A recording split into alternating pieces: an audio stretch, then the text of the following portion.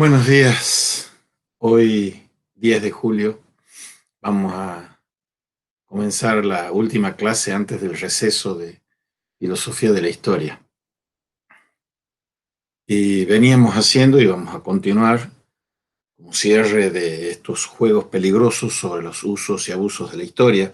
Pero antes de eso, no vamos a ubicar en el mapa conceptual y metafórico del programa del 2020 de Filosofía de la Historia. Dicho así corto y claro, ¿para qué sirve la historia? La historia sirve para que nosotros nos preguntemos quiénes somos nosotros, quién soy yo en lo personal y quiénes somos nosotros como sujetos comunitarios o colectivos, que no es lo mismo. Por, todavía no lo hemos terminado de mandar, porque no hemos terminado de enmendar el programa como va a quedar definitivamente, pero ya les he venido mencionando lo que estamos haciendo.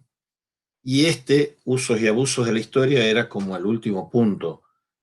Pero va a haber otro punto más después del receso, por sugerencia de la profesora Jury, que es explayar un poco más qué son las ficciones constituyentes, que forman la columna vertebral o la médula de los momentos monográficos que ustedes tienen que exponer, ya sea como libres, como regulares o como promocionales. Ficciones constituyentes. ¿De qué habla eso? Dicho corto y claro, es el carácter esencialmente metafórico que tiene el historiar, la historicidad. El autor más importante para la filosofía de la historia en eso es Gian Battista Vico. Y Gian Battista Vico es el que nos ha dicho que hay una ciencia nueva, que es la matriz de toda ciencia, de toda verdadera ciencia, y esa matriz de toda ciencia es la historia. ¿Y en qué se asienta esa nueva cientificidad histórica, según Vico? En una cuestión, en la fantasía, en el poder de la fantasía. El poder de la fantasía es el título de un libro de un gran vickiano contemporáneo, discípulo de Heidegger, que se llama Ernesto Grassi, discípulo y crítico de Heidegger. Tiene otro libro, Grassi, que se llama Vico y el humanismo. ¿Qué es lo que hace Vico y glosa, comenta Grassi? Vico dice que la imaginación y la fantasía son el poder más extraordinario que hay para acometer la cuestión histórica. El subtítulo de este libro, Vico y el humanismo, es Ensayos sobre Vico, Heidegger y la retórica. Lo que más le interesa a Grassi de la filosofía de Vico es la concepción de la fantasía como un poder o una facultad primordial del pensamiento humano. La tesis subyacente aquí es que la mentalidad humana tiene su origen en el poder de dar forma a la experiencia en términos de, este es el término acuñado por Vico, universales fantásticos. Universales fantásticos. Hablar del Facundo, o del crimen de la guerra, o de la guerra gaucha, o de todos esos universales, o de Adán Buenos Aires, o de la muerte y la brújula, todos son metáforas de universales fantásticos. Vamos a enhebrar, o estamos enhebrando, en este itinerario por las metáforas de la historia argentina que estamos acuñando, lo que comprende la metáfora para el periodo de Rivadavia Rosas, Moreno, Moreno, Saavedra y Belgrano, Rivadavia Rosas y San Martín, generación, las liberales y católicos en la generación del 80, el Facundo, el Martín Fierro, etcétera, que son las metáforas que buscamos para tratar de dar cuenta de esto. Volvamos entonces a esto, Vico, en una sucinta introducción que hacemos y volvemos después a usos y abusos de la historia. Entonces, el poder de la fantasía es el poder de dar forma a la experiencia en términos de universales fantásticos. Y este poder de la fantasía es necesario para, y en cierta medida es un presupuesto, por nuestra capacidad de organizar el mundo de una manera racional. ¿A través de qué? A través de la metáfora. Vamos a ver una inmensa y riquísima bibliografía sobre el tema de la metáfora. The Analogical Imagination, por ejemplo, de David Tracy, Metahistoria de Hayden White. Estamos llenos de libros, Metáfora viva de Paul Ricoeur, llenos de estudios profundos, muy ricos, para ver cómo toda historia es historia de metáforas. Ahora, es a través de ese poder de nuestra metáfora, de nuestra facultad del ingenio, como podemos establecer conexiones originales y primordiales que dan a la mente sus imágenes básicas, sus lugares.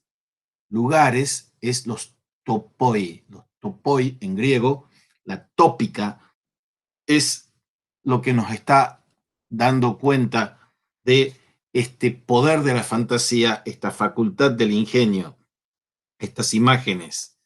Y a Grassi le atrae aquí, por ejemplo, la preferencia que tiene Vico por la filosofía de la tópica, que es de Aristóteles. La filosofía tópica es más importante para el uso de la razón que la muy kantiana filosofía crítica.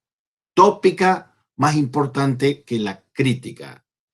Vico, que era un profesor de retórica, piensa en contra de Descartes, que es el preludio de la crítica.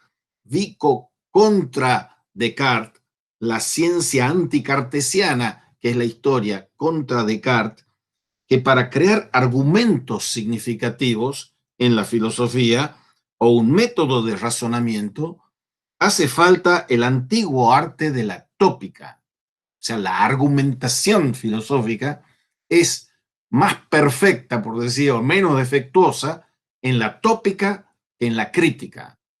En Vico, en Descartes. Y esa es también la asignatura de la modernidad filosófica y la disputa más profunda que hay en esta concepción filosófica. Porque la tópica es el arte de encontrar los puntos de partida para argumentar. Y sin un análisis de la tópica, la crítica va a ignorar sus propios puntos de partida. Porque la pregunta que echa a andar la filosofía moderna es: ¿dónde tengo que arrancar? ¿Dónde debo comenzar? ¿Avanzo y arranco desde la crítica? Eso está en Descartes, eso está en Kant. ¿O avanzo desde la tópica? Eso es Vico. Encontrar el punto de partida de los argumentos. La tópica es la que se hace cargo de los puntos de partida, la crítica no. Ahora, pasemos ahora de esta tópica en Vico y esta formulación de los universales fantásticos a la retórica. El arte retórico, que hoy se llama en la lingüística la pragmática, es la conjugación emocional de los términos. Siendo esto así, como Grassi propone, y yo particularmente suscribo, no es difícil dar un paso desde las teorías estas de Vico, que Grassi lo está conectando con los textos griegos, con los textos romanos y con los del Renacimiento italiano, porque le está diciendo a Heidegger, usted, maestro, no ha entendido bien el Renacimiento italiano, son maestros en estos artes tópicos y retóricos, no ha entendido que hay una profunda, íntima, inextricable conexión entre filosofía y retórica. Lo retórico ha sido descalificado por los críticos, diciendo que lo retórico era un hablar bello o un escribir bello, pero no un escribir verdadero. Entonces aquí se muestra que la filosofía es retórica y la filosofía no puede no ser retórica. La filosofía como retórica, eso es lo que propone Grassi, rescatando lo que hace Vico. Y Vico es la matriz del pensamiento de lo que hace el señor Domingo Faustino Sarmiento y de lo que hace el señor Juan Bautista Alberdi, para que nos pongamos en claro en nuestros ensayos de filosofía argentina. ¿La retórica qué es? La retórica es un arte de hablar que juega con las emociones. Y ahí está la otra cuestión. Si uno es un nativo de lengua materna inglesa, nos vienen diciendo desde hace siglos y siguen diciendo hoy que si es racional, no es emocional. Y si es emocional, no es racional. La retórica es mostrar cómo hay una inextricable unión entre lo racional y lo emocional. Ahora inventan esas cuestiones de inteligencia emocional. Eso ya estaba en Vico. No le llamaba inteligencia emocional, pero es la conjugación de la emoción con la razón. Hablar poniendo en juego las emociones o servir para hacer atractivas las verdades establecidas por la razón. La retórica ocupa aquí, en Vico, en Grassi, el primer lugar. Por eso, ficciones constituyentes es ese predominio del uso retórico para el despliegue del argumento racional. Ahora, este lenguaje, al igual que el de la poesía, el de la palabra poética, el señor Homero era uno de los puntales de la ciencia nueva para el señor Vico, el lenguaje, al igual que la palabra poética o el lenguaje como palabra originada en la poesía, es el del lenguaje metafórico, el lenguaje de las metáforas. Y ahí veremos toda la tela para cortar con la maravilla de la metáfora. ¿Qué es una metáfora? Hay metáforas de distintos tipos, dicen los escolásticos, metáforas de proporcionalidad, metáforas de atribución extrínseca, intrínseca. No nos vamos a poner en esas sutilezas, hoy menos, más tarde aún. Pero la metáfora está aludiendo a una analogía. Y yo tengo tres modos de hablar. Hemos mencionado lenguaje e historia como el tema de la cuestión de los universales en la historia. Un modo de hablar es el univocista, que es el tema del historicismo, la pretensión de que yo puedo acceder a un lenguaje de una verdad histórica absoluta, apodíctica. Esa es la ilusión del univocismo. Historicistas en ese sentido son tanto Hegel como Marx, por ejemplo, o Comte, por ejemplo. Pero en el lado opuesto al univocismo está el equivocismo. Eso es el historicidio, decíamos. Es la multiplicidad como multiplicidad, sin nada de unidad. Eso es Borges. Eso es el Borges de Funes el Memorioso, que es un nominalista y que es un historicida. Maravilloso, uno de los más maravillosos narradores de la historia para decir que la historia es un cuento contado por un idiota lleno de ruido y de furia, como dice Shakespeare. Entre el univocismo historicista y el equivocismo historicida, está la analogía, está la metáfora, está la retórica en la historia. Porque eso es aceptar que hay algo de universal, el universal fantástico de la metáfora, y hay algo de singular y concreto, que la metáfora es siempre una ejemplificación de la idea. Cuando les pedimos que en los trabajos prácticos ustedes den argumentos y ejemplos de la tesis, contraargumentos y contraejemplos de la antítesis, y hagan una síntesis en que argumenten y ejemplifiquen cuál es la posición personal de ustedes, estamos haciendo eso. Y eso tienen que hacer, no solo en los prácticos, sino en los exámenes regulares, libres o promocionales. Ver este meollo de la cuestión que es la analogía, la retórica, la metáfora. Porque con la retórica, ocupando este primer lugar, Graci está vinculando la retórica no con el lenguaje que embellece las verdades ya producidas por la razón, sino con un lenguaje que origina los arjai, las argeologías, los principios.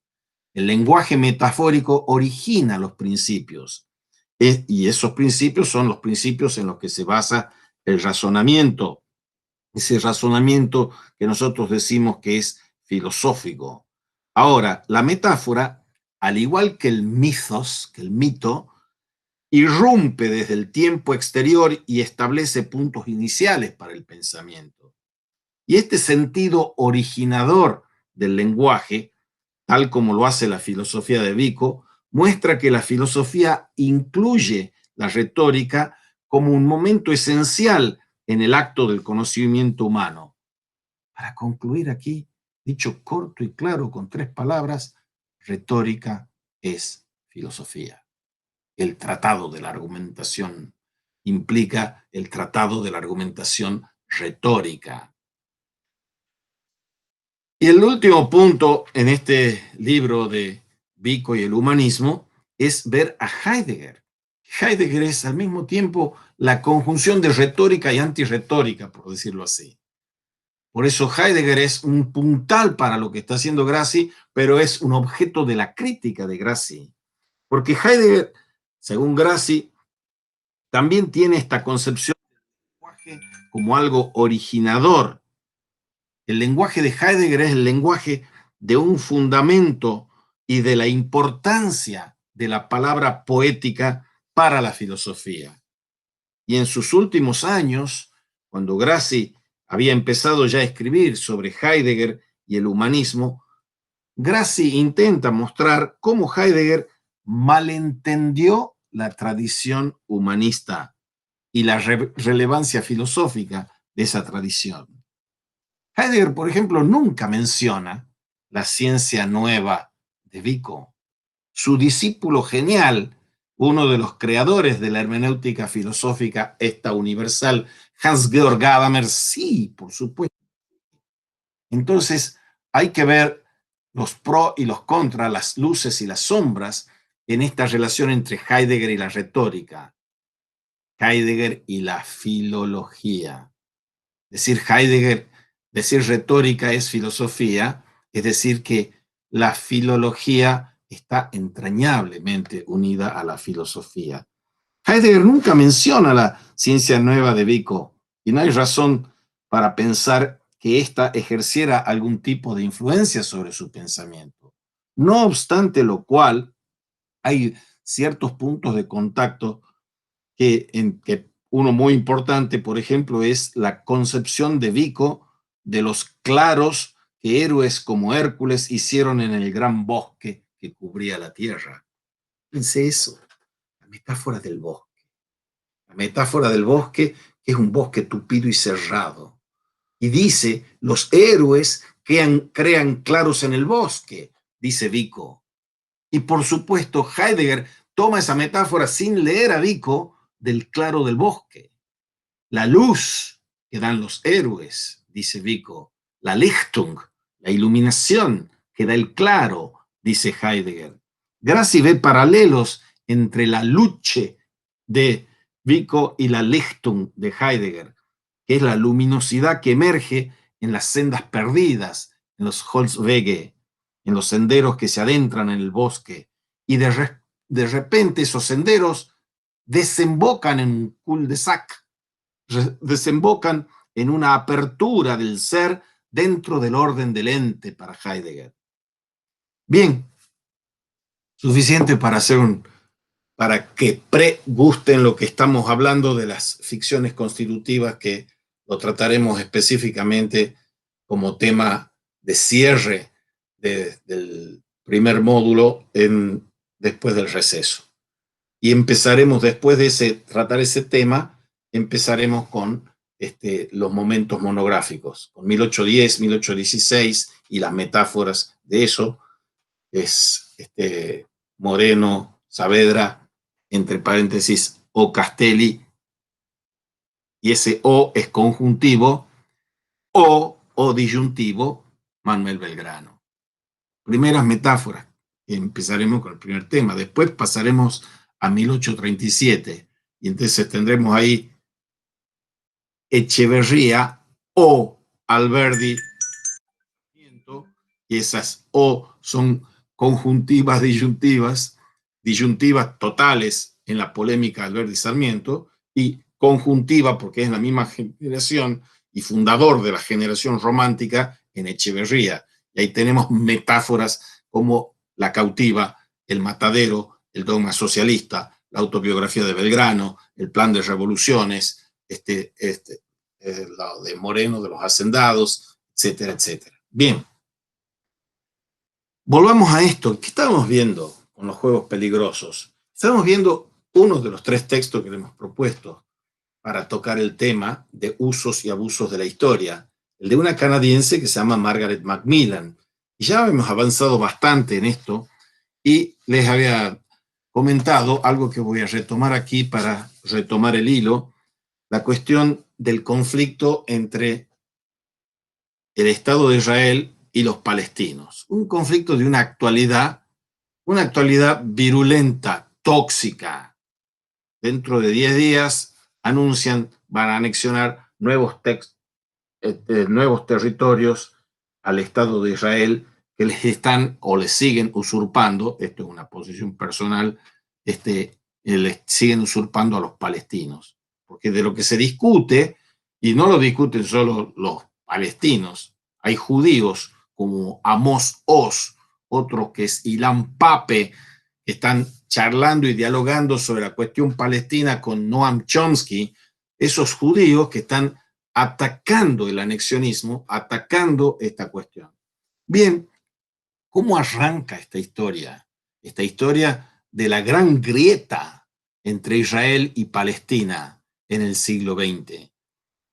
Después de la Segunda Guerra Mundial, promediando el siglo XX, más concretamente en 1948, cuando se erige el Estado de Israel como efecto y disposiciones internacionales vía Naciones Unidas y los aliados vencedores, que tenían que repararse un poco con complejos de culpa bien fundamentados por todo la Shoah, ese genocidio espantoso que han perpetrado los nazis, se crea el Estado de Israel, y con unos límites en kilómetros cuadrados bien precisos, que no eran ni más ni menos que los que convenían a la situación esa, atendiendo a las realidades esas que eran dinámicas, fluyentes, porque el Estado de Israel era un sueño y era una utopía, y hubo migraciones hacia ese territorio de los asentamientos judíos desde el siglo XIX, etc. Ahora, cuando ya está constituido, en la Declaración de la Independencia, el Estado de Israel apelaba al pasado para justificar su existencia. Y decía, esa tierra es mía, porque yo estaba ahí en el origen. Vaya uno a saber qué significa estaba yo ahí en el origen. La tierra era el lugar del nacimiento histórico del pueblo judío. Después de ser exiliado a la fuerza de su tierra, el pueblo mantuvo la fe a lo largo de esa diáspora, de esa diseminación por todos los pueblos del planeta a los que llegaban, y nunca el, los hebreos, los judíos en concreto, dejaron de rezar y esperar el regreso a la tierra esa, la restauración de la libertad política. Ellos. Ahora, la historia más reciente se convertía así también en parte del asunto. Los judíos habían conseguido volver en gran número y dicen en sus relatos épicos y un poco poéticos y un poco míticos y mitificadores, hicieron florecer los desiertos, revivieron la lengua hebrea, construyeron pueblos y ciudades y crearon una comunidad viva, controlando su propia economía y su cultura, amando la paz, pero sabiendo cómo defenderse, trayendo las bondades del progreso a todos los habitantes del país y aspirando a esa nacionalidad independiente. Esa es una cita de un texto judío respecto de qué significaba la creación del Estado de Israel. Y les comentaba, y vuelvo a repetirles para que retomemos con el tema, que en 1953 el Parlamento israelí, el Knesset, aprueba la ley estatal de educación y una ley que se llama Yad Vashem para conmemorar el Holocausto. Y el autor de la ley era el ministro de Educación y Cultura Ben-Zion Dinur, que había sido un educador y político sionista muy activo antes de la independencia de Israel. Y su visión de la historia estaba enraizada en la necesidad de construir una conciencia israelí. El ego de una nación, declaró él en el Knesset, el ego de una nación, el yo de una nación, existe solo hasta el punto en que tiene memoria. La memoria, mi memoria personal, me hace ser quien soy. El ego de una nación depende y se extiende hasta donde llega su memoria, hasta el punto en el que la nación sabe cómo combinar sus experiencias pasadas en una sola entidad.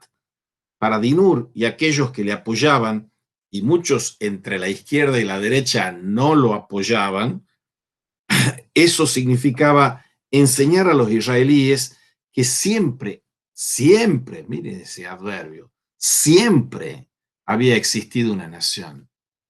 La nación es un fenómeno recontra tardío. La nación, así en constitución jurídico-política, es del siglo XIX. ¿Cómo puedo decir yo de que hay una nación desde siempre? ¿Qué siempre? ¿Qué extensión tiene ese siempre? Desde que hay hombres en la tierra, ya había judíos en los territorios que llamamos de Palestina. La historia judía se presentaba cada vez más en términos del establecimiento de Israel. Y se aseguraba que entre los judíos en el exilio, el sueño sionista de un Estado judío era el movimiento más fuerte y más antiguo. Más fuerte y más antiguo. Esta posición nos lleva a ese presentar la factura de la historia de la que ya hablábamos también. Y cualquiera, en el plano personal, que haya tenido alguna vez una discusión y haya dicho siempre haces eso, confiaba en ti, me debes una, está usando la historia como un ariete, como un arma para sacar ventajas en su presente. Y eso hacen los historiadores, eso hacen los políticos y eso hacemos nosotros en las discusiones personales también. Ahora, después de pasar la factura, volvamos a la cuestión palestina-israelí. Y ese retorno a la grieta entre Israel y Palestina es en torno de que la tierra está en disputa. Es la cuestión de la anexión de los asentamientos. ¿Son o no son usurpadores? Golda Meir y David Ben Gurión pensaban que no existe un pueblo palestino. Ellos se asentaban en esa legitimidad inmemorial de los judíos, de los hebreos, para poseer eso. No digamos los semitas, porque los palestinos también son semitas. Y la pregunta, o una de las preguntas aquí es si 1948, como fecha de proclamación del Estado de Israel, era un triunfo o era una catástrofe. Se fueron los refugiados palestinos voluntariamente porque pensaban que podrían volver con los ejércitos árabes victoriosos o fueron expulsados. El diminuto Israel ha estado siempre rodeado de un anillo de hierro de implacables enemigos árabes. ¿Ha sido un milagro su supervivencia o simplemente era que tenía muchas ventajas de su parte, dice Macmillan? ¿Apoyaron los palestinos al eje en la Segunda Guerra Mundial, al eje Alemania, Italia, Japón? ¿Es el sionismo otra versión del colonialismo occidental? La historia, hemos visto, se encuentra en el corazón de la cuestión identitaria, de la cuestión de la identidad. La historia, mi historia es mi identidad, mi memoria es mi identidad. Y la historia de los argentinos es la identidad de los argentinos. Peligrosísima síntesis o simbiosis de memoria e identidad. No porque sea falsa, sino porque uno puede hacer de eso un uso, y eso es legítimo y ético, o puede hacer un abuso, y eso es ilegítimo y no ético. Con esa cautela uno tiene que avanzar sobre la cuestión de la memoria y de la historia, recomienda Macmillan. Y la historia israelí durante mucho tiempo fue lo que los padres fundadores del Estado de Israel, como Ben-Zion Dinur, había esperado que fuese. La historia israelí era un relato que debía servir de inspiración y amalgamar a los israelíes en una nación decidida a sobrevivir, contra toda acechanza, contra toda agresión. Israel debía estar en Palestina porque hubo una presencia judía continua desde que los romanos conquistaron el último Estado independiente judío. En los años 80 hay una historiadora judía que va más lejos de todo esto, intentando demostrar, sin éxito, dice Macmillan, que no había prácticamente ni un solo árabe en toda Palestina cuando los colonos sionistas empezaron a llegar a fines del siglo XIX. Atraídos por la prosperidad que estaban creando los sionistas, aseguraba Joan Peters, se habían trasladado entonces. El moderno Israel nace, es cierto, en medio de adversidades múltiples, y sin embargo consigue triunfar sobre sus enemigos árabes reunidos. En los años posteriores al 48, repentinamente fue atacado por sus vecinos y obligado a librar 3 guerras defensivas, en 1956, en 1967 y en 1973. Depende de los territorios ocupados de Gaza, de Cisjordania y de los Altos de Golán procurar su seguridad. Y según su versión, la versión de Joan Peters, a Israel le encantaría la paz, pero los árabes han sido intransigentes desde el principio. La historia palestina y de los árabes en general no es muy diferente a esta. Son todos abusos de la historia que se hacen, sea del lado de la grieta de Israel, sea del lado de la grieta de los palestinos. Y todo eso, en cualquier caso, está mal. En cualquier caso es injusto. En cualquier caso es mentira. La mentira, la injusticia de abusar de la historia para legitimar reclamos presentes. Según la visión del pasado Palestina, la presencia judía de la entidad usurpadora, como dicen ellos, fue introducida en Palestina en el siglo XX por el imperialismo occidental. En el caso de Jordania y Egipto, que eran países árabes y que tenían también pretensiones para anexionar territorios que eran de los palestinos, se actuaba en connivencia secreta con esos enemigos jurados que era Israel, para apoderarse de la tierra palestina. Es Israel, con el apoyo abrumador de Estados Unidos de Norteamérica, que es el matón y el belicista de la región, Israel se niega a devolver la tierra que anexionó ya en 1967. Ya 1967 incumplía el mandato de las Naciones Unidas por las que se otorgaba al Estado de Israel unos límites precisos y determinados. 1967, por más que sea una guerra legítimamente en defensa propia frente a una agresión, ya implica el anexionismo y la usurpación, aunque la ocupación es ilegítima dice Macmillan, y trata a los habitantes palestinos de los territorios ocupados de una forma, dice, que recuerda al apartheid sudafricano. Los líderes palestinos han intentado negociar con Israel de buena fe.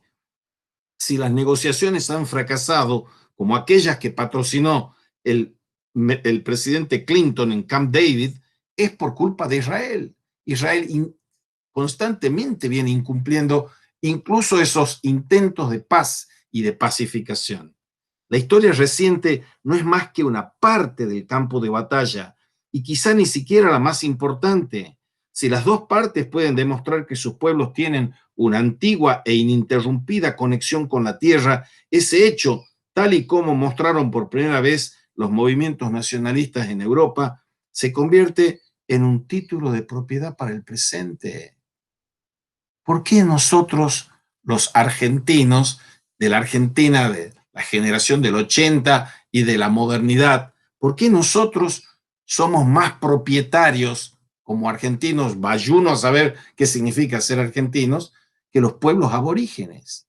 Por supuesto que hay en el otro extremo el aborigenismo y el indigenismo, que es una ideología tan nefasta en memoria e identidad en la historia como la de los blancos, estos cuasi europeos que seríamos los argentinos. Y eso, en el movimiento de asentamientos en Israel, se prefiere usar nombres bíblicos y habla de Judea, se habla de Samaria para describir a Cisjordania, tal y como dijo una portavoz de Gush Emunim, uno de los grupos más radicales. La historia era su divisa. Y no sorprende, como ha señalado Nadia Abu el-Haj en su obra Facts on the Ground, Hechos sobre el terreno, que la arqueología, la ciencia arqueológica y las técnicas arqueológicas han asumido una importancia fundamental en la disputa entre israelíes y palestinos, porque les promete respuestas definitivas. Si, por ejemplo, se puede demostrar que los asentamientos de la Edad de Hierro son de los israelitas que conquistaron la tierra de los canaanitas, o sea, antes estaban los canaanitas, que estuviesen los israelitas. Si se muestra eso, que en la Edad de Hierro, antes de estaban los cananitas, ¿se podría plantear una reivindicación judía moderna de esa misma tierra? Se podría. Si por otra parte los asentamientos fueron compartidos por diversos pueblos en diferentes momentos, podría resultar mucho más difícil establecer una conexión sin rupturas. No sería correcto, decía un arqueólogo palestino, hacer hincapié en la historia de un pueblo entre los muchos que invadieron Palestina y se establecieron allí. ¿De quién es originariamente la tierra palestina? La cuestión escandalosamente, patéticamente extraordinaria es que no es de nadie. ¿Quién es el dueño de ningún pedazo de tierra? Todos nosotros recibimos la tierra con guerra, con sangre, con sacrificios, y la legitimidad de esas guerras, sangres, muertes, asesinatos, sacrificios, ¿quién dice que la mía es una muerte, la de los míos es una muerte buena y la de los otros es una muerte mala? La muerte que me cometen a mí es buena y las muertes que yo perpetro es mala. Además, si los habitantes originales hubieran sido árabes, cuya tierra fue tomada por los israelitas, como aseguran algunos arqueólogos árabes, ¿qué pasaría con esa argumentación? Cada siglo se convierte en parte del debate. Si un mosaico del siglo X es árabe, ¿qué significa eso para las reclamaciones palestinas? ¿Tenemos que decirle al mundo que este país fue fundado por musulmanes? Preguntó una vez un exasperado coronel israelí a un arqueólogo. A principios de los años 90, cuando se llegó con grandes dificultades al acuerdo de que Israel se retirase de algunos puntos de Cisjordania, los hallazgos arqueológicos formaron parte del trato. Los palestinos querían que se los devolvieran. El gobierno israelí insistió en una gestión conjunta de los emplazamientos más importantes. ¿A quién pertenecen las antigüedades de lugares como Jericó, que tenía que ser devuelta a la Autoridad Nacional Palestina? ¿A quién pertenece? En 1993, La jefatura de antigüedades de Israel envió más de una docena de equipos de arqueólogos a una operación secreta justo antes de la retirada israelí para que registrara aquella zona en busca de pergaminos antiguos, como Indiana Jones escribió con desdén un periodista israelí. Las pruebas en sentido desfavorable se pueden difuminar, explicar de otra manera o sencillamente ignorar. Un arqueólogo nacionalista israelí fue condenado por sus colegas por etiquetar como judíos unos asentamientos que obviamente eran cristianos. Por supuesto que ellos van a decir, bueno, los cristianos son judíos también, y en cierto sentido tienen razón, pero decir que un asentamiento es judío cuando es claramente, históricamente, asentamiento cristiano, y eso no quiere decir que los cristianos hayan hecho un asentamiento que sea legítimo, es otra historia. Los nombres desaparecen de los mapas junto con los pueblos que en tiempos remotos vivieron allí, en tiempos del pasado vivieron allí. Cuando las excavaciones arqueológicas cuestionaron muchos de los componentes fundamentales del Antiguo Testamento y toda su cronología, muchos fundamentalistas cristianos e israelíes se negaron a creer en esos descubrimientos o simplemente permanecieron indiferentes. Si no me conviene una verdad que se descubre, se devela arqueológicamente, entonces digo, eso no existió, lo niego, me resulta indiferente. Muchos historiadores antiguos y arqueólogos han acabado por pensar que los israelitas quizá no estuvieron nunca en Egipto. ¡Oh! El Antiguo Testamento, si eso fuese cierto. Si hubo un éxodo, quizá fuera muy pequeño, de unas pocas familias, no de un pueblo entero. Es posible que los israelitas no conquistaran nunca la tierra de los canaanitas y Jericó probablemente no tenía muralla alguna que pudiera caer al sonido de una trompeta, como dice el texto sagrado. El gran reino de Salomón y David, que según decían se extendía desde el Mediterráneo al Éufrates, muy posiblemente era un pequeño feudo. Los restos de la época indican que Jerusalén era una villa reducida y no la magnífica ciudad de la Biblia. De modo que, ¿por qué? Se preguntaba Zev Herzog en el prestigioso periódico israelí Haaretz. Lo que es un cambio importantísimo de perspectiva sobre el pasado bíblico no ha provocado reacción alguna, ni siquiera entre los israelíes seculares, que no son los israelíes teocráticos hipersionistas. La conclusión de este periodista israelí es que resulta demasiado doloroso aceptar esto. El golpe a los cimientos míticos de la identidad israelí es demasiado amenazador y resulta más conveniente hacer oídos sordos. Pero las reacciones no siempre han sido tan comedidas. Nadia Abu Elah, americana de origen palestino, sufrió unos ataques feroces por haber asegurado que los israelíes usaban la arqueología para reforzar sus reivindicaciones sobre Israel. Es un libro que no tendría que haberse publicado nunca, comentaba un crítico en la web de Amazon.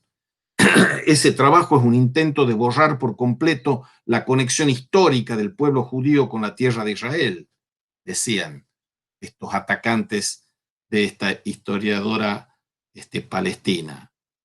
Y se emprendió así, norteamericano-palestina, se emprendió así una vigorosa campaña para evitar que obtuviera esta profesora un puesto titular en el Barnard College, donde ella enseñaba. Los historiadores que han examinado la historia israelí, igual que ocurriría con otra cualquiera, intentando separar el mito de los hechos y poniendo en entredicho la sabiduría popular, se han encontrado también en un campo minado. La nueva historia de historiadores como Avi Shlaim y Benny Morris es, según dice Shabtai Tevet, periodista y biógrafo del primer ministro israelí David Ben Gurión, un fárrago de distorsiones, omisiones, lecturas tendenciosas y falsificaciones puras y duras. No es un palestino, es un israelí el que dice eso. Israel, como veremos, no es en absoluto la única sociedad que tiene sus guerras históricas, pero como hay mucho en juego desde la propia identidad de la nación a su derecho a existir en su tierra, el conflicto se puede encarnizar. Veamos qué va a pasar dentro de 10 días con esa anexión que que se ha propuesto el Estado de Israel. No es un tema menor, es un tema actual. Pero aquí nos remite al capítulo 7 a las guerras de la historia. Vamos a ver otros ejemplos. No nos vamos a quedar con esto que acabamos de ver, siguiendo a Macmillan. La historia consiste en recordar el pasado, pero también se puede decidir olvidar. El tema del olvido es también fundamental para ejercer la memoria. En las campañas políticas, los candidatos se recriminan unos a otros cosas que habían decidido no poner en sus biografías. Aquella anécdota sabrosa que dice que un gran estadista y militar le preguntan cuando estaba de moda hacer esas autobiografías y memorias, ¿por qué no escribe usted sus memorias? Y él contestaba, muy suelto de cuerpo, es que no tengo nada que... Eso muestra que muchas veces la historia lo que hace no es tratar de desocultar, que eso es la verdad limitadísima a la que se puede llegar en la historia, sino que la historia muchas veces, en un abuso de la historia, lo que quiere es ocultar. Hay cosas que hay que olvidar y hay cosas que no hay que olvidar para hacer historia de verdad, una historia verídica, veraz. Y también hacemos eso nosotros con nuestras vidas personales. Nunca me habías contado eso, decimos furiosos o conmocionados. No sabía eso de ti. Algunas de las guerras más difíciles y prolongadas de las sociedades de todo el mundo han tratado de aquello que se omitió o se minimizó al relatar la historia. Hay olvidos y olvidos. Y hay olvidos que son perdonables y excusables y otros que son imperdonables en un historiador y en una persona también. Porque la historia implica hacer constar honestamente qué es lo que, a partir del estudio y las fuentes, probablemente, no apodícticamente, aconteció, ocurrió.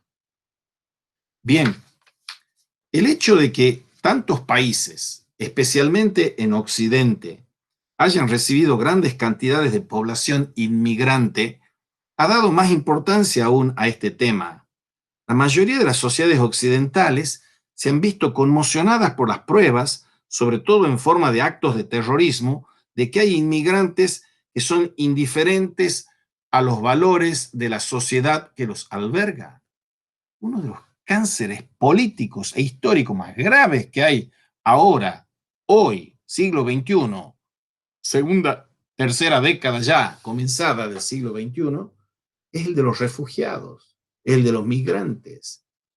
Y todos ellos están como en no man's land, sin patria, porque van a países anfitriones y vienen cuando los inmigrantes se tornan, como en situaciones ahora de la pandemia y antes de la pandemia también. Por ejemplo, la cantidad de migrantes, de refugiados turcos en Alemania, italianos, españoles en Alemania, yugoslavos en Alemania, era cuando Alemania era, después de la guerra, muy pujante. Entonces, esas personas ocupaban puestos y los alemanes, cuando empezó a torcerse un poco después de la crisis del petróleo de los años 70, la cuestión económica y de la prosperidad, empiezan a acusar, no una acusación retórica, empiezan a asesinar a esos migrantes. Y el Papa Francisco, cuando asume, el primer viaje que hace cuando asume su pontificado es a Lampedusa para visitar los refugiados, esos que venían desde África y convirtieron al Mediterráneo por la falta de solidaridad en un cementerio. Y el Papa va a visitar el Lampedusa, que acaban de conmemorar los no sé cuántos años de ese viaje, 1913, ahora hace poco, pero el tema ese de los refugiados. Veamos la Argentina. La actitud xenófoba de odio al extranjero que tenemos los argentinos, el carácter discriminador. A los bolivianos decirles bolitas, a los paraguayos decirles paraguas, pero eso no es una cuestión solo de usos de nombres. Hay películas, estudios, novelas que lo ilustran a eso. Somos discriminadores. Y hasta la guerra de las Malvinas, o Resco Reference, maldita sea su estampa, hasta la guerra de las Malvinas, los argentinos creíamos que éramos los únicos europeos porque éramos blanquitos. Todos los demás, esos sí eran latinoamericanos porque esos eran negritos, indios, etc. En una frase, creo que de Octavio Paz, decía, los mexicanos descienden de los aztecas, los peruanos descienden de los incas y los argentinos descienden de los barcos, porque el flujo migratorio a fines del siglo XIX y comienzos del XX hace que aquí en Tucumán uno vaya por la calle Maipú y vea comercios de judíos, comercios de árabes en perfecta armonía, las comunidades islámicas, musulmanas, las sociedades sirio-libanesas que hay aquí. Eso muestra el hermoso influjo y acogida del extranjero que había en la Argentina.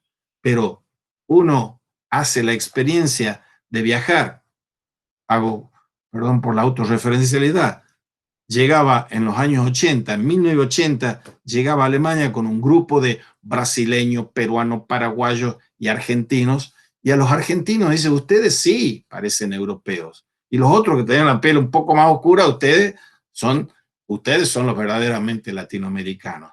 ¿Ves? Esa xenofobia, esa imbecilidad del color de la piel y todo eso sigue operando hoy en todas y cada una de las discriminaciones que hay. Esas son las guerras de la historia.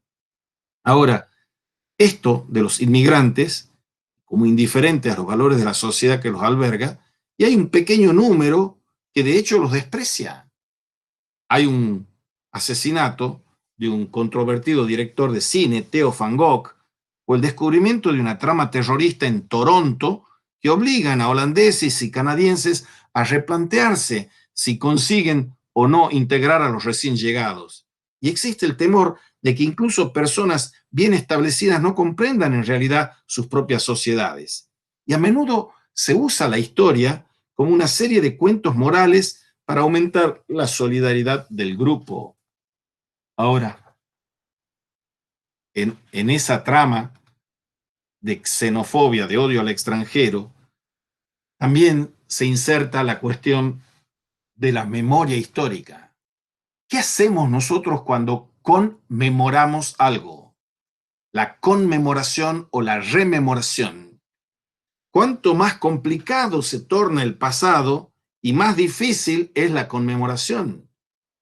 En Alemania Occidental, en su momento, porque Alemania Occidental ya no existe, ahora hay una sola Alemania después de la caída del muro de Berlín, en Alemania Occidental en su momento no se sabía cómo celebrar el bicentenario de la muerte de Federico el Grande, porque la pregunta es, ¿quién es Federico el Grande? ¿Qué valoración hacemos de Federico el Grande? Estaban recordando al erudito o al soldado. Era una figura de la Ilustración, porque Federico el Grande es el que lleva al inmenso ilustrado que se llama Voltaire a su castillo en Berlín, que es Sanssouci, porque él era y quería ser un déspota ilustrado. Nuestro Domingo Faustino Sarmiento tenía una concepción análoga. Ese maestro de los maestros, que no hay que quitarle nunca el mérito del magisterio de Sarmiento, era el magisterio de un despotismo ilustrado. Ya vamos a entrar cuando entremos en esas metáforas. Pero aquí estamos con Federico el Grande. ¿Es un ilustrado o es un déspota cruel y es un asesino serial? ¿Era figura de la Ilustración o era un predecesor de Hitler? Fíjense. ¿Ilustración o hitlerismo? Casi todo el mundo en Francia, otra instancia de la rememoración y sus dificultades, casi todo el mundo en Francia estuvo de acuerdo en que en 1989 debía conmemorarse el bicentenario de la Revolución Francesa. ¿Y qué significa la Revolución Francesa? ¿Es que hay una sola lectura de ella? ¿Una lectura unívoca? ¿O es equívoca? ¿O es, como estamos tratando de mostrar aquí, análoga? ¿Qué es la Revolución Francesa? ¿Qué significa? ¿Qué significa esa revolución? ¿Hay que celebrarla por la libertad, igualdad y fraternidad? o deplorarla por el terror. El terrorismo es tan Revolución Francesa como el ideario de igualdad, libertad y fraternidad. Los miembros de la comisión responsable de las conmemoraciones de la Revolución Francesa discutieron entre ellos. Estamos hablando de 1989, 200 años después de la Revolución de 1789. Los miembros de la comisión responsable de las conmemoraciones discutieron entre ellos y con el gobierno, y al final se ocupó de las celebraciones nacionales un empresario que montó un desfile maravilloso y excéntrico, el Festival de las Tribus del Planeta, por todo París. O sea, el dios mercado se ha encargado de celebrar y conmemorar al dios político del Estado. La gente estaba bailando, funky chicken, tambores africanos, soldados rusos desfilando con nieve falsa, estudiantes chinos que remolcaban un enorme tambor y una banda de Florida marchando. Newsweek se preguntaba si la nueva consigna para Francia sería libertad, frivolidad e ironía. Genial. Si es difícil para los franceses ponerse de acuerdo en el significado de la Revolución Francesa, también lo es con respecto a gran parte de la historia de Francia. ¿Qué ocurre con Napoleón? ¿Quién es Napoleón? ¿Es un gran héroe nacional o, como ha asegurado recientemente un historiador francés, es un dictador racista? ¿Qué es Napoleón? Deberían ser conmemorados los principales aniversarios como su gran victoria en Austerlitz, igual que los británicos conmemoraban el bicentenario de la batalla de Trafalgar, o habría que dejarlo pasar en silencio. ¿Cómo deberían presentar las escuelas francesas la historia del colonialismo francés en Argelia? Durante muchos años, a la salvaje guerra entre los nacionalistas argelinos, por una parte, y los colonos franceses y el ejército francés, por otra, se le quitó importancia oficialmente, llamándola los acontecimientos, como si los acontecimientos fuesen una cuestión neutral. El uso omnipresente y sancionado de la tortura contra los argelinos se convirtió en tema de discusión pública cuando el general Paul Zareces, que fue oficial de inteligencia de alto rango durante la guerra de Argelia, defendió públicamente la tortura en el año 2000, cosa que siguen haciendo muchos estados, Guantánamo por Estados Unidos, o la defensa de la tortura también en Israel hoy, y ni que hablar de los palestinos. O sea, ¿cómo se puede defender la tortura? O la AMIA en la Argentina, o la AMIA en la Argentina. ¿Qué significan los desaparecidos? ¿Qué significan los torturados entre nosotros? ¿Cuándo se hace una filosofía de la historia de los desaparecidos? Ya se ha hecho. Hay un señor que se llama Martiniuk que ha escrito sobre una fenomenología de los desaparecidos. Hay que hacer eso. Hay que poner en discusión esos temas que son tabú, como hemos empezado a ponerlo aquí en la cuestión de la década del 70. El régimen, vayamos a Vichy. Vichy es el régimen colaboracionista de los nazis en Francia. El régimen derechista y colaboracionista de Vichy, que gobernó en lo que los alemanes de Francia durante la Segunda Guerra Mundial, ha sido un tema especialmente difícil de tratar para los franceses. Porque los franceses se fabrican el mito de que ellos no han sido colaboracionistas, que todos eran luchadores de la resistencia en contra de los nazis. Y el propio general Charles de Gaulle, al llegar triunfante a París en 1944, anunció que Vichy era un no acontecimiento que no tuvo consecuencias. Eso dijo de Gaulle, que obviamente estaba en contra de Vichy y su figura se erigió como líder de la resistencia. La verdadera Francia estaba representada, decía él, esos son los abusos de la historia, estaba representada por sus propias fuerzas y la resistencia. Los pocos franceses que habían colaborado serían castigados y los franceses podrían empezar a reconstruir su gran país. Su gran París, iba a decir. El mito, porque eso es lo que era, permitió a los franceses olvidar a los policías franceses que detuvieron de buena gana a los judíos para deportarlos a los campos de muerte. Olvidaron el relativamente pequeño número de personas que se reunió y se unió a la resistencia, y que muchos funcionarios del ancien régime, del antiguo régimen, colaboraron y sin embargo se les permitió seguir ocupando sus cargos después de 1945. Nos encanta que nos cuenten cuentos, dice Mariana Walsh, en este país de jardín de infantes que somos los argentinos. Nos encantan los mitos, nos encantan que nos mientan. ¿Vivimos en la mentira o vivimos en la historia? La historia no puede ser la historia de la mentira. Tiene que ser una historia veraz con todos los inmensos límites de lo que significa la verdad en la historia.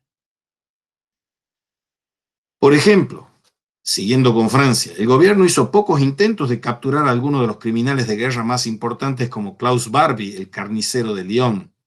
Y en realidad, algunos recibieron protección de la iglesia o de políticos situados en lugares muy elevados. Nadie cuestionó, al menos hasta los años 90, la afirmación de François Mitterrand, presidente de los socialistas, presidente desde 1981 al 1995, en el sentido de que él había trabajado para el gobierno de Vichy solo durante un breve periodo de tiempo antes de unirse a la resistencia. La verdad era otra. François Mitterrand, como descubrió un periodista, había trabajado allí mucho más tiempo del que quería admitir e incluso se había ganado una condecoración como colaboracionista. El proceso por el cual Francia llegó a aceptar su pasado de Vichy fue muy doloroso. Al principio solo los historiadores extranjeros querían examinar el período cuidadosamente. Y cuando el cineasta Marcel Ophuls filmó su clásico documental La pena y la piedad, que daba una imagen más auténtica de Vichy y hacía añicos el mito de una resistencia muy extendida, la televisión francesa se negó a emitirlo. Uno no quiere aceptar esa mentira de la que uno vive, en la que uno vive y de la que uno es cómplice, mentiroso también. Al estrenarse en 1971, recibió ataques por parte de la derecha y de la izquierda. Jean-Paul Sartre lo encontró inexacto, el gran Jean-Paul Sartre. Él se hacía el revolucionario, insurgente, maoísta, marxista, simpatizante de Fidel Castro, el Che Guevara, etc. Un comentarista conservador en Le Monde reprendió a los judíos que habían sido entrevistados en la película por su ingratitud a la hora de criticar al presidente de Vichy, el mariscal Pétain, que según decía los había salvado. En los 70 y los 80 había cada vez más discusiones públicas, aparecieron más películas y más libros, pero no fue hasta finales del siglo, después de que Mitterrand y gran parte de su generación hubieran salido de escena, cuando el nuevo presidente francés, Jacques Chirac, admitió que Francia había cooperado en el Holocausto. En Rusia, pasemos de Francia a Rusia. En Rusia, donde la transición de una forma de gobierno a otra fue mucho más abrupta, los gobiernos postsoviéticos se han estado esforzando con éxito limitado por dar una nueva identidad a Rusia usando la historia. En estos tiempos, dicen los rusos, vivimos en un país con un pasado impredecible. A la flauta. Hasta el pasado es impredecible. No se puede decir qué es lo que pasó, porque es impredecible. Es como si fuese un arcano esotérico, críptico, misterioso en el mal sentido de la palabra. Y está claro que el nuevo orden no desea celebrar el 7 de noviembre el aniversario de la revolución bolchevique de 1917. 7 de noviembre de 1917, revolución bolchevique. Y ahora, después de la caída del muro de Berlín, ya no lo quieren celebrar. No quieren enemistarse con la ciudadanía, eliminando lo que siempre ha sido un puente de 2 días festivos. Boris Yeltsin mantuvo la festividad mientras estuvo en el poder, pero le dio el nombre de Día del Acuerdo y la Reconciliación. ¿Sí? Sarta de sandeces. Llamar a la revolución bolchevique el Día del Acuerdo y la Reconciliación. ¿Del acuerdo de quién con quién? ¿De la reconciliación de quién? Es una revolución hecha con un montón de víctimas, un montón de sangre. Y el público siguió ignorando el cambio en gran medida. En 2005, ayer nomás, hace 15 años, Putin adelantó la fiesta un par de días, el 4 de noviembre, y lo llamó el Día de la Unidad Nacional.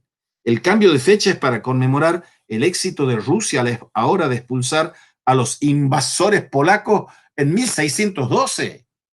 Se olvidan de la revolución de noviembre de 1917 para conmemorar la expulsión de los polacos que han sido víctimas de los rusos y de los soviéticos, por supuesto, a lo largo de la historia, para conmemorar la expulsión de los invasores polacos. Y el público, aparte de los nacionalistas radicales, todavía sigue sin tener idea de lo que se supone que se celebra ese día de fiesta. Hay una muy linda película, hay varias películas, pero hay una que es muy buena sobre este tema, referido a Alemania, que se llama Goodbye Lenin. Goodbye Lenin. Lo que la Rusia del presente ha mostrado muy poco interés en recordar, al menos hasta el momento, han sido los horrores del periodo estalinista. Y Rusia no es la única que quiera cerrar los ojos firmemente a algunas partes dolorosas del pasado. En la década posterior al fin de la guerra de Vietnam, a diferencia de lo ocurrido en todas las guerras anteriores, Estados Unidos no quiso crear ningún monumento de guerra para los muertos. Solo cuando los particulares crearon su propia fundación, el gobierno se avergonzó y proporcionó un pedazo de tierra en el Mall de Washington. En España, a medida que la democracia iba enraizando gradualmente después de la muerte del general Franco en 1975, se llegó a un acuerdo no mencionado, el Pacto del Olvido, para olvidar el trauma de la guerra civil y los años de represión que siguieron. En recientes décadas, sin embargo, escritores, historiadores y cineastas empezaron a explorar los horrores de la guerra, y en noviembre del 2007 el gobierno aprobó la Ley de la Memoria Histórica. Y tiene que llevarse a cabo una campaña nacional para localizar las fosas comunes e identificar los huesos de los fusilados por el bando ganador, el de Franco. El propio régimen de Franco ha sido repudiado formalmente y será borrado en lo posible de toda conmemoración pública. Las estatuas de Franco desaparecerán y los nombres de calles y plazas se cambiarán. Es improbable que la ley aporte un acuerdo sobre la historia de España. En todo caso, reabrirá antiguas divisiones y creará otras nuevas. ¿Qué ganamos con todo esto?, preguntaba el conservador Manuel Fraga, franquista, senador y antiguo ministro de Franco, que tomó parte en la transición de la democracia. Y él decía, miren a los ingleses. No hay hediondo que se vuela, como dice el refrán. Miren a los ingleses. Cromwell decapitó a un rey, pero su estatua aún sigue junto al Parlamento. No se puede cambiar el pasado, decía Fraga. Alemania Occidental y Japón son otros ejemplos. Bueno, no me voy a extender mucho más porque se nos va acabando el tiempo y quiero mencionar algunas otras cosas que están un poquito más adelante. Pero lean el libro y estudien esto. Ahora, a veces admitir los crímenes del pasado puede matar, por supuesto, como una medicina demasiado fuerte. La Unión Soviética no sobrevivió a la política de glasnost de Mikhail Gorbachev, que abría la discusión sobre el pasado estalinista. Revelar la extensión del Gulag y el número de víctimas de Stalin supuso la pérdida de fe pública en un sistema que pudo producir tales crímenes.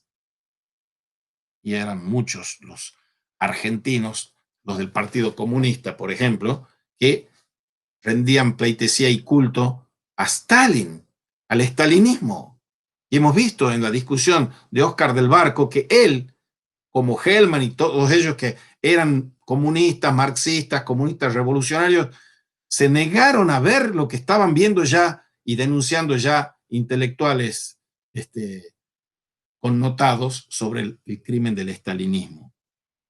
Cuando la Unión Soviética admitió en los 80, después de haberlo negado durante años que en realidad habían acordado en secreto con Hitler dividir los países que se encontraban entre ellos y que sus ejércitos habían asesinado a unos soldados polacos después que se rindieran en 1939, se debilitó aún más el control que los soviéticos tenían sobre Europa del Este.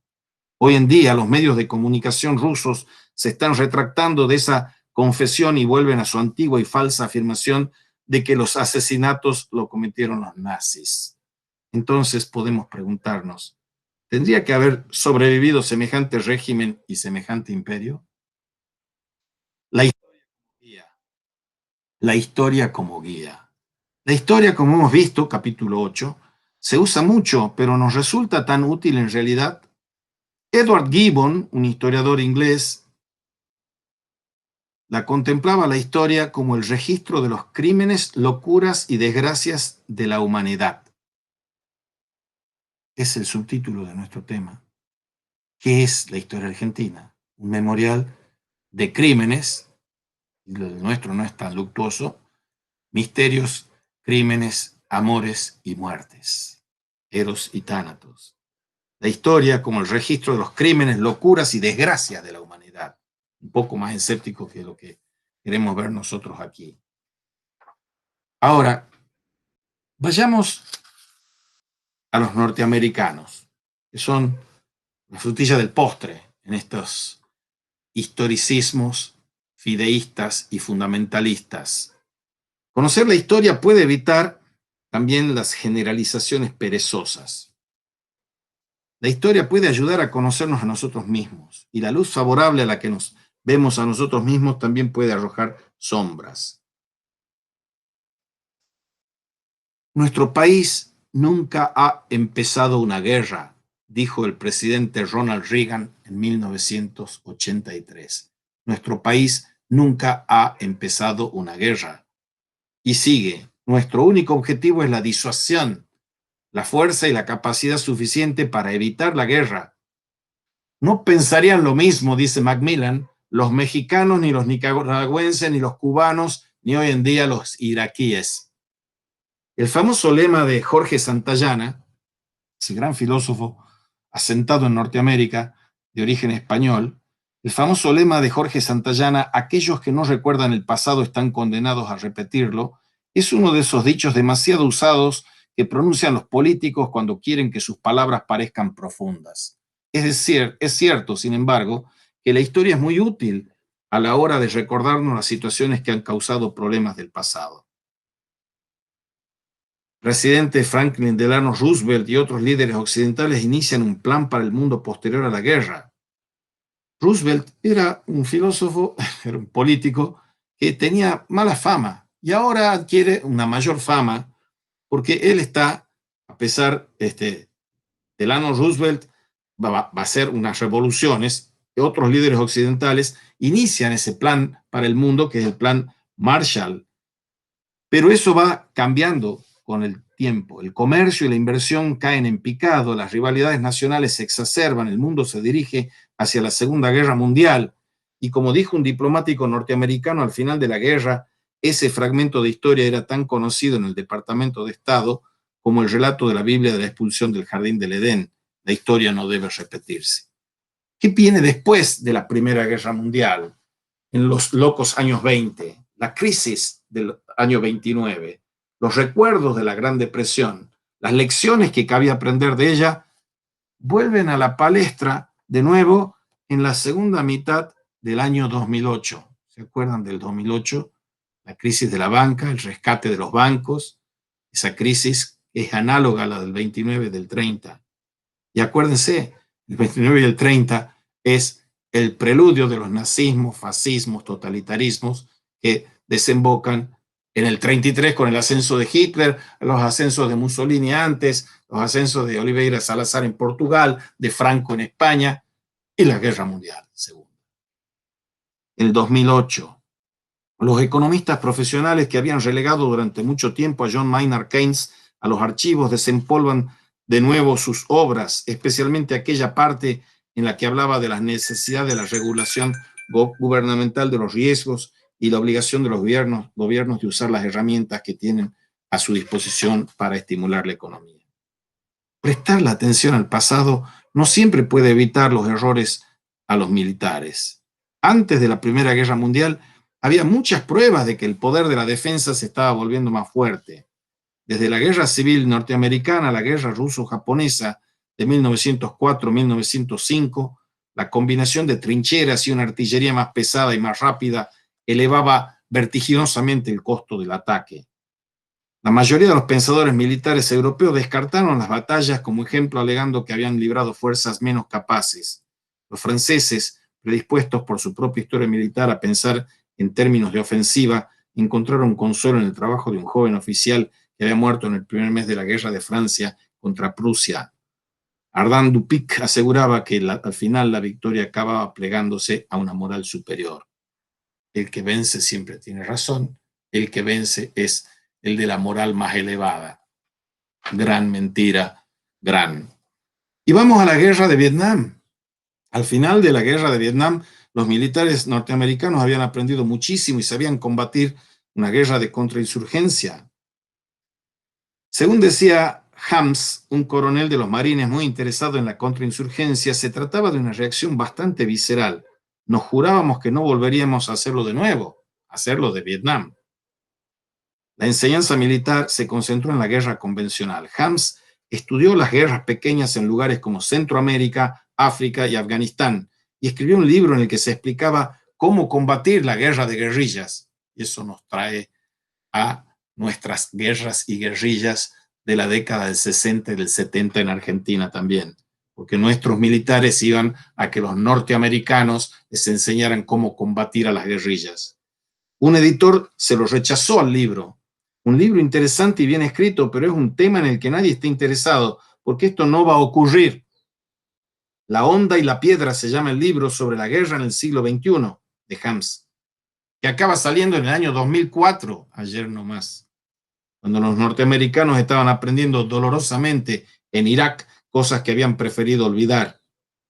Y en 2005 el general David Petraeus, uno de los pocos generales norteamericanos que ha concebido tácticas de éxito en Irak, montó allí una academia de contrainsurgencia.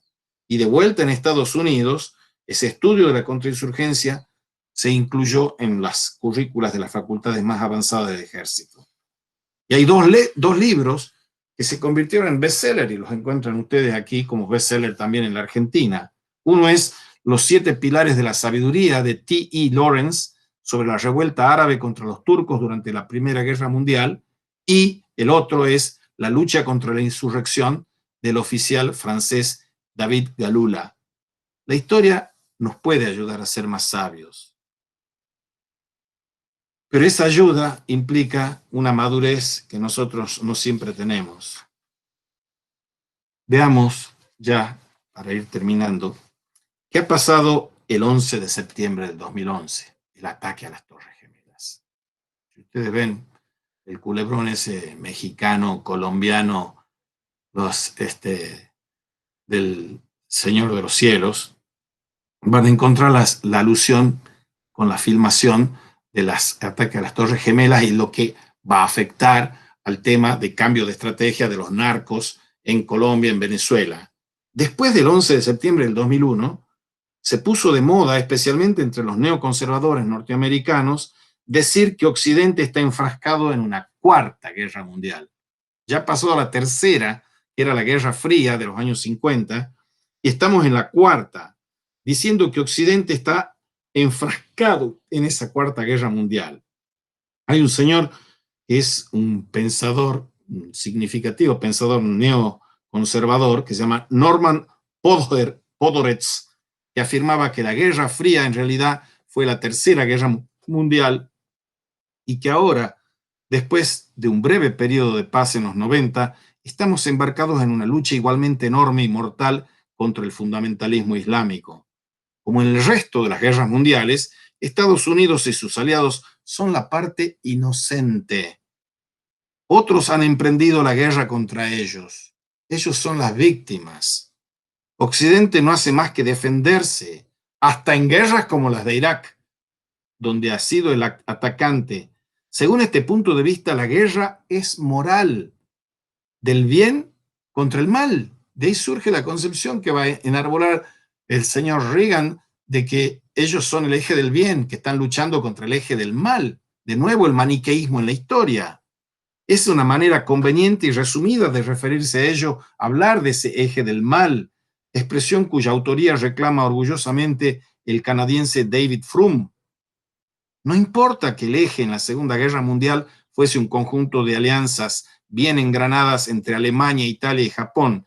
Y en cambio, en este caso, se dice que incluye a Irak e Irán, que son el eje del mal, países que estuvieron en guerra el uno contra el otro en los 80. Veamos el caso del, perdonen la interpretación, del asesinato de Alberto Nisman, que es el efecto del eje del mal, que es el tema de Irán ahí, pero está Nisman en el eje del bien, entre comillas, asesorado por la CIA y por Estados Unidos. Sea como fuese, eso es un crimen político que tiene esa entidad como el asesinato de Dorrego o el suicidio de Moreno o sigue la lista. Podhoretz escribe un libro que se llama La Cuarta Guerra Mundial, la larga lucha contra el islamofascismo. Y Jan Buruma escribió, este libro expresa una extraña nostalgia por el estado de guerra, por la claridad que supone y la oportunidad que nos da de separar a nuestros conciudadanos o en realidad al mundo entero en dos grupos definidos, amigos y enemigos, camaradas y traidores, guerreros y pacificadores, aquellos que están con nosotros y aquellos que están contra nosotros. Hemos empezado esta materia y vamos a seguir con el tema de que estamos todos, singular y colectivamente, siempre ante la opción de recibir la muerte que otros me propina o propinarle la muerte a otros. La alternativa es entre vida y muerte, entre vivir muriendo o vivir matando. Y aquí hacemos esa distinción que hemos visto en la discusión de Oscar del Barco contra Rosichner y otros. Pero hay otra analogía que ha hecho famosa a lo largo de los años, es la palabra Múnich, porque en los años 30, los ingleses, con Lord Chamberlain a la cabeza, se acercan al huevo de la serpiente, que es Hitler en Múnich, para decirle, miren, no vayamos a la guerra, porque ya se veía venir la guerra, no vayamos a la guerra. Múnich resume en una palabra las políticas del apaciguamiento que usaron las democracias en los años 30 con los dictadores en un esfuerzo vano por evitar otra guerra. Referida a la conferencia de Múnich de 1938, en la que Gran Bretaña y Francia acordaron que la Alemania de Hitler podía quedarse con las partes de habla alemana de Checoslovaquia, la palabra Múnich se ha convertido en el símbolo de la debilidad frente a la dictadura. Die Sudetenprobleme, los problemas de los Sudetes, decía Hitler, y se anexionaba todas las tierras esas que estaban en Checoslovaquia, en el Imperio Austrohúngaro, etc.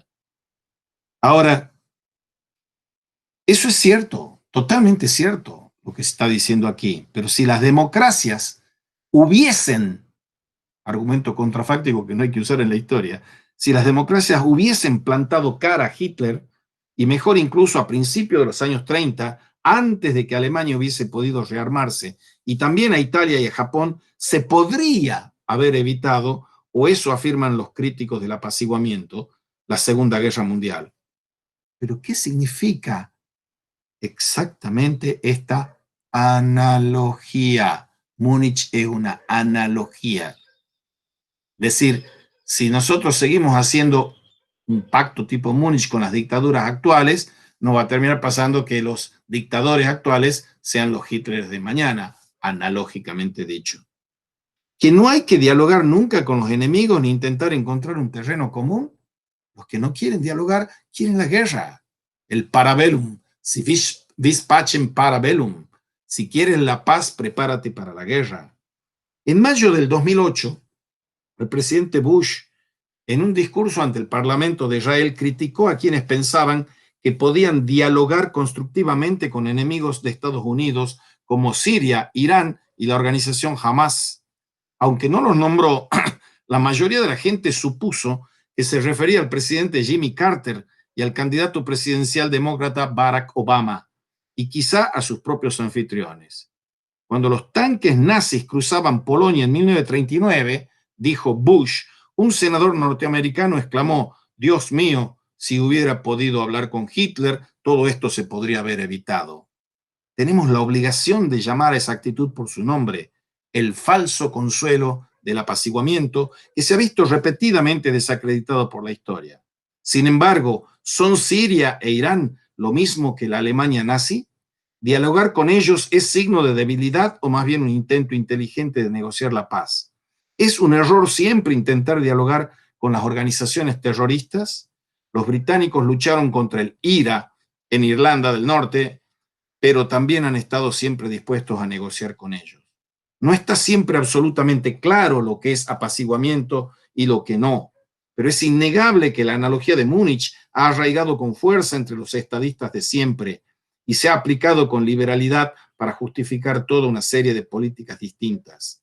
Anthony Eden, el primer ministro británico que sucedió a Churchill, empleó esta analogía con efectos desastrosos cuando intentó tratar con el dictador egipcio Gamal Abdel Nasser en 1956. Como muchos líderes de lo que entonces se llamaba el Tercer Mundo, Nasser estaba dispuesto a recibir ayuda de ambos lados en la Guerra Fría. Compraba armas a la Checoslovaquia comunista, pero también intentó obtener un préstamo de Estados Unidos para construir la presa de Asuán en el Nilo. El secretario de Estado norteamericano John Foster Dulles no consiguió que se aprobara ese préstamo a través del Congreso. Como represalia y para conseguir los fondos que necesitaba, Nasser nacionalizó el canal de Suez, que hasta el momento era propiedad de los británicos y estaba.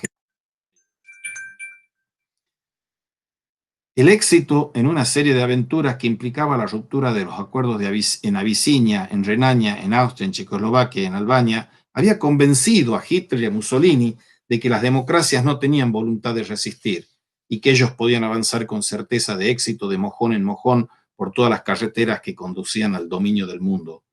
Cuando mis colegas y yo, está diciendo en sus memorias el señor Eden, cuando mis colegas y yo analizamos la situación en aquellos meses de otoño de 1956, estábamos decididos a que aquello no volviera a suceder.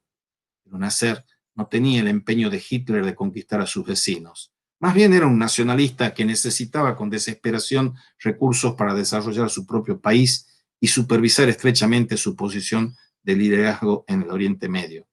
Después viene la guerra de Corea del Norte en 1950, un poquito antes, y después viene la guerra de Vietnam, y termina este capítulo diciendo que en 1991, cuando la administración de Bush pensaba si emprender o no acciones contra Hussein, Vietnam salió a la palestra como ejemplo de lo que no se debía hacer. Colin Powell, que había luchado en Vietnam, ya extrajo entonces sus propias conclusiones. Si Estados Unidos volvía a verse implicado en otra guerra, debía acudir con unas fuerzas abrumadoras y con unos objetivos claros. Nunca jamás debía dejarse atrapar en un conflicto abierto que desangrara las Fuerzas Armadas y crease disensiones en casas.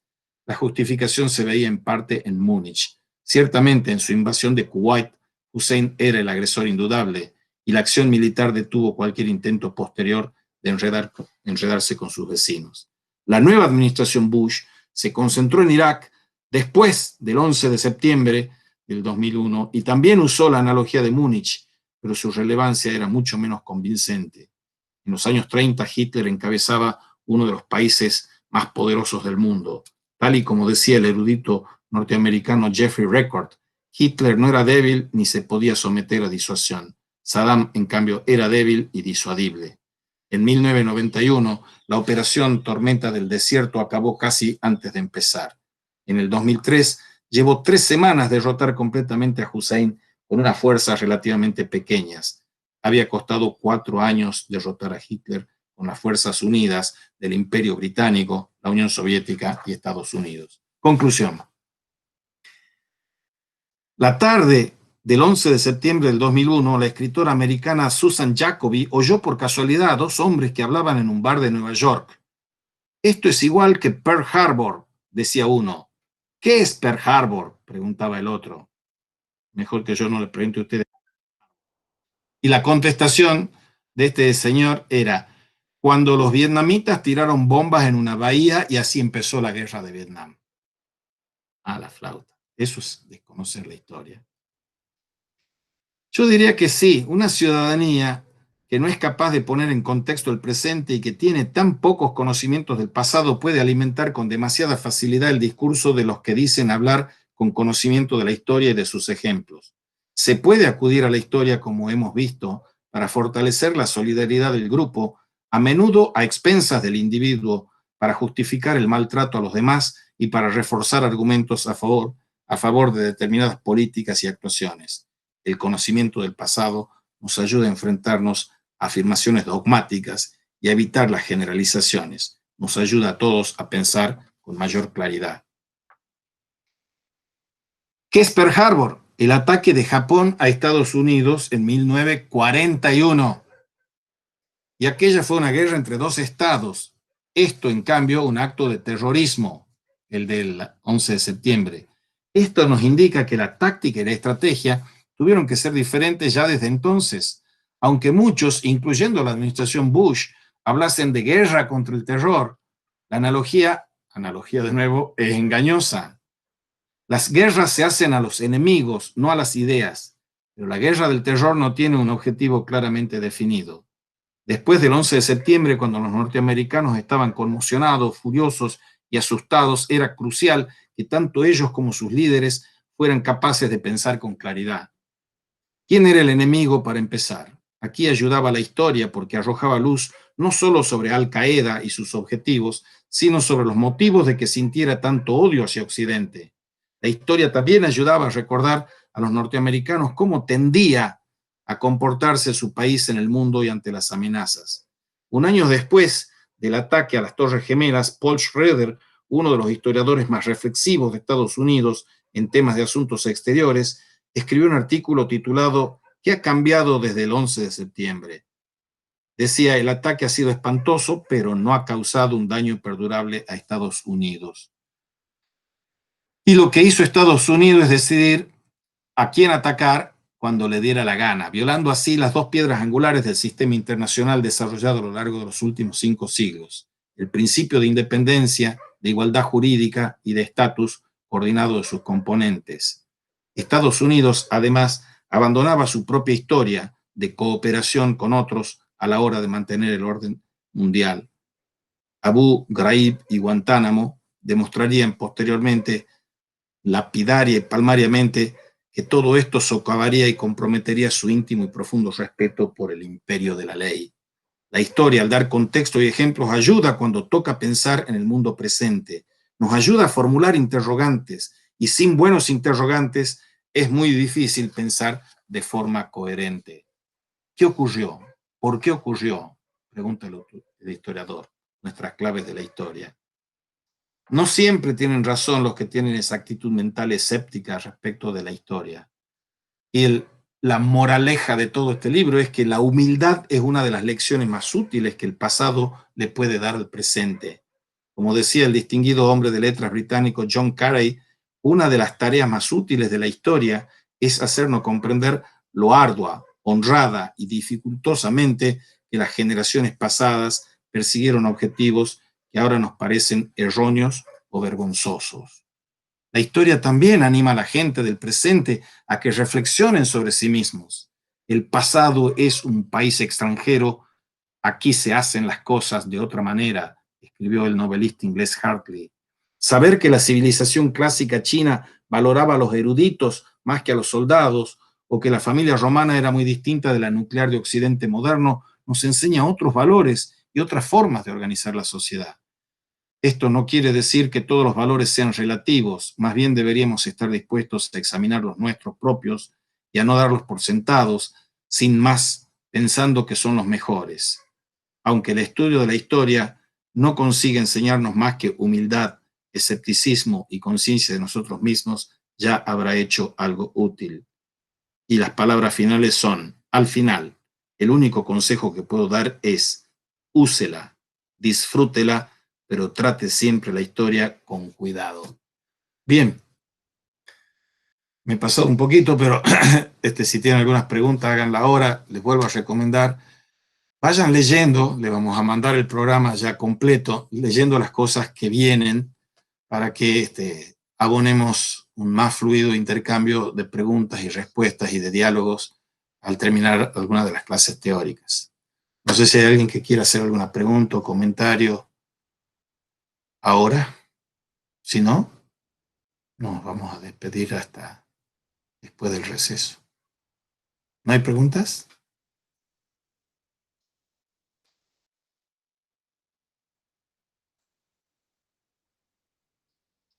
Bueno, felices vacaciones.